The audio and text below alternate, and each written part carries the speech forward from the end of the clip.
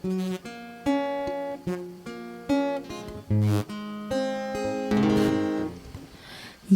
已活到這刻，情緒亦慣了。如若再遇到痛苦，你應懂察照。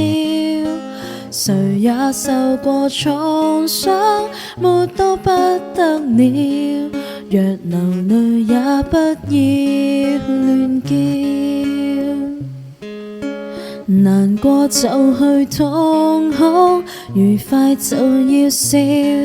其實這道理我懂，更不應撒嬌。求救若有等級，未到搶不了，為何我卻感到累了？借我力量。